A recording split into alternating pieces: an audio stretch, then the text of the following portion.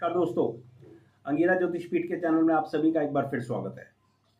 दोस्तों, आज हम बात करने जा रहे हैं हरियाणा विधानसभा 2024 में रूलिंग पार्टी के लिए क्या प्रॉस्पेक्ट्स हैं, क्या अपॉर्चुनिटीज़ हैं, क्या ये सरकार दोबारा बना पाएगी 2024 में, क्या इनको जनता का समर्थन मिलेगा, क्या भारतीय जनता पार्टी एक बार फिर तीसरी बार हरियाणा में रूल करेगी।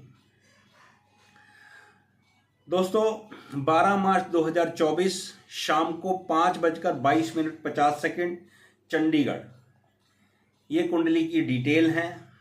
नायब सिंह सैनी साहब की ओथ कुंडली की डिटेल है।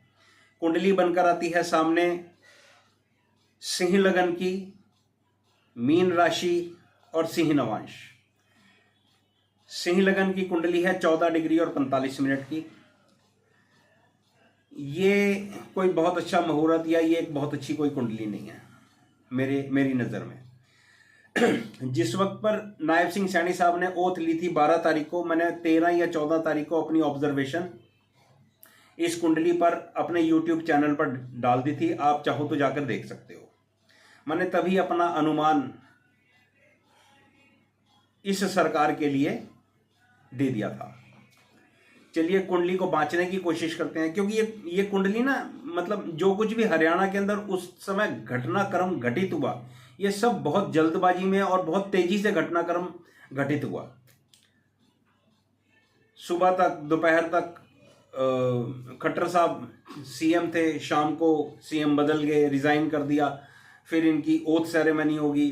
खैर, बीजेपी ने ये प्लानिंग तो पहले ही कर रखी होगी, लेकिन हरियाणा में ये घटनाक्रम बड़ी तेजी से घटा और कोई बहुत अच्छा समय डिसाइड नहीं किया गया। ये कुंडली ओथ के लिए बहुत अच्छी नहीं है। चलिए कुंडली को बांचकर अपने विचार आप लोगों के सामने रखने की कोशिश कर रहा हूं। मेरे पास नायब सिंह सैनी साहब की हॉरोस्कोप नहीं है, ना ही मेरे पास हरियाणा के जो भारतीय जनता पार्टी के अध्यक्ष हैं उनकी जन्मपत्री है। लेकिन ये मेरी एक कोशिश है, मेरा अपना एक रिसर्च वर्क है, मेरा अपना एक काम है ओथ कुंडलियों पर, कि कब ओथ कुंडलियों के अंदर कुछ ऐसे कॉम्बिनेशंस बनते हैं कि क्या सरकारें रिपीट होती हैं उस राज्य में, उस देश में। तो ये एक मेरी कोशिश है। मेरे पास जितनी भी हॉरोस्कोप्स अवेलेबल हैं ओथ की, शपथ की, मैंने उन पर काम किया है और कुछ एक पैरामीटर्स अपने बनाए हैं, कुछ एक मेरी थॉट वहाँ पर फिक्स हुई है कि ओथ कुंडली के अंदर क्या कॉम्बिनेशन होते हैं कि वही मुख्यमंत्री दोबारा फिर से 5 साल के बाद बनता है, या वही प्राइम मिनिस्टर दोबारा बनता है, या वही प्रेसिडेंट दोबारा बनता है।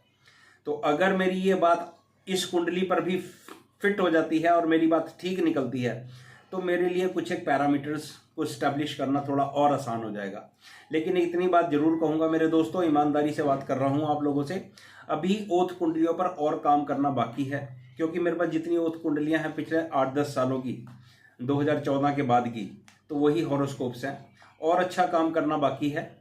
देखते हैं इस कुंडली पर मेरी ऑब्जर्वेशन 2024 में हरियाणा के इलेक्शन पर कितनी ठीक उतरती है, प्रभु को क्या मंजूर है। मेरे लिए भी लर्निंग है, आप लोगों के सामने एक कोशिश कर रहा हूं ओथ कुंडली से अपने विचार रखने की 2024 में हरियाणा के इलेक्शन में। चलिए, सिंह लगन की कुंडली है दोस्तों, दूसरे घर में केतु है। कुंडली बता रहा हूं आपको, कुंडली लगा नहीं रहा हूं आपके सामने। छठे घर के अंदर उच्च का मंगल है, 7वें घर में शुक्र, शनि और सूर्य है, 8वें घर में चंद्रमा, राहु और बुध है, और भाई 9वें घर के अंदर मेष राशि का बृहस्पति है। ये कुंडली ओथ की बनकर आती है। इस कुंडली में लगन से शुरू करते हैं तो लग्नेश 7th हाउस में चला गया है, शुक्र के साथ जो 10th हाउस लॉर्ड है, और शनि के साथ जो 6th और 7th हाउस लॉर्ड है। मतलब ये एक बड़ा अच्छा राजयोग 7th हाउस में बना हुआ है। 7th हाउस आपकी पब्लिक इमेज का हाउस होता है किसी भी पॉलिटिशियन के लिए। बाजार में आपकी मार्केट में रिस्पेक्ट कैसी रहेगी, वो यहाँ पर दिखा रहा है कि इनका मान सम्मान बाजार में बना रहेगा, इनको सपोर्ट भी मिलेगी, और शायद ये योग के कारण और बृहस्पति की 9th हाउस से दृष्टि होने के कारण ये फ्लोर टेस्ट में कामयाब भी हुए। लेकिन ये स्थितियां बहुत ज़्यादा शुभ नहीं भी हैं। क्यों शुभ नहीं है? क्योंकि बृहस्पति को जब हम 9th हाउस में बैठा हुआ बृहस्पति है, उसको जब हम 10th हाउस के रिस्पेक्ट में देखते हैं तो ये बृहस्पति 10th हाउस के लिए अच्छे रिजल्ट नहीं देने वाला है, क्योंकि इसकी दृष्टि लगन पर है। इसकी दृष्टि 9th हाउस से 5th हाउस पर है। तो ये स्थितियां इस कुंडली के अंदर मुझे बहुत अच्छी नहीं दिखती। अगली बात करते हैं, कुंडली में चंद्रमा बहुत इंपॉर्टेंट प्लैनेट है। चंद्रमा को किसी भी तरह से बल प्राप्त नहीं है। चंद्रमा मीन राशि का है, चंद्रमा के साथ राहु है, चंद्रमा के साथ बुध है।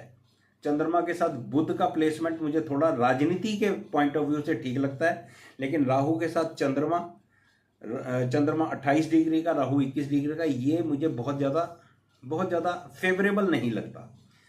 तो यहाँ पर सरकार की थॉट, लोगों को फ्री में चीज़ें बांटने की, नई नई पॉलिसीज लेकर आने की, मतलब जो भी लुभावने वाले फैसले होते हैं, वो डिसीजन लेने वाली, ये मुझे ऐसी लगती है।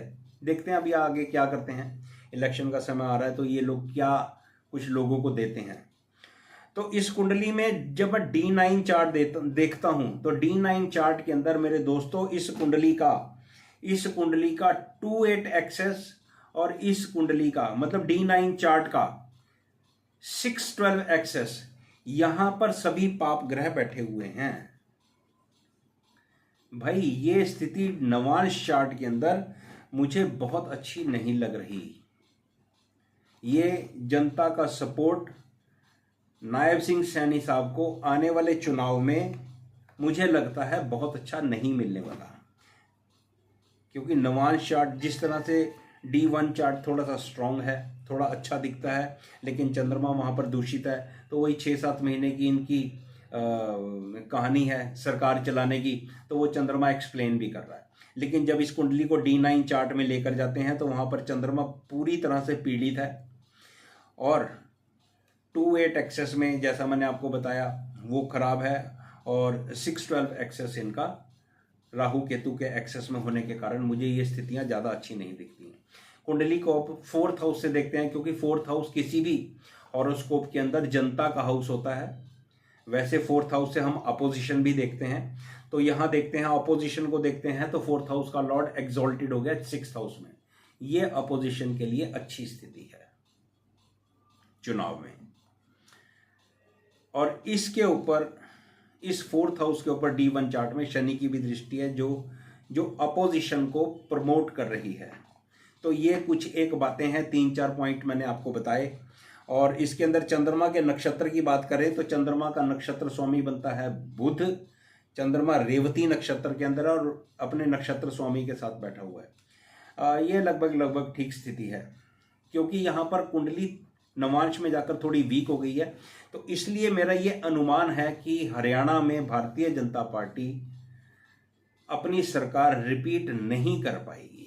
यहाँ पर अपोजिशन को मौका मिलेगा, और अगर कांग्रेस पार्टी यहाँ पर एकजुट होकर लड़ती है तो संभावना कांग्रेस पार्टी के ऊपर आने की मुझे अच्छी दिखती है, क्योंकि हरियाणा में कांग्रेस के भी तो 2-3 गुट है ना। अब आप लोगों को सब पता है, मैं इसके ऊपर राजनीति पे तो क्या बात करूं, नहीं तो फिर राजनीति का चैनल हो जाएगा। तो ज्योतिषीय पॉइंट ऑफ व्यू से मुझे ऐसा लगता है कि हरियाणा में ओथ कुंडली के अनुसार हरियाणा में भारतीय जनता पार्टी तीसरी बार सरकार नहीं बना रही है, ऐसा मेरा एक अनुमान है ओथ कुंडली के अनुसार। बाकी देखते हैं प्रभु को क्या मंजूर है। आप सभी का बहुत बहुत शुक्रिया, धन्यवाद मेरा वीडियो देखने के लिए।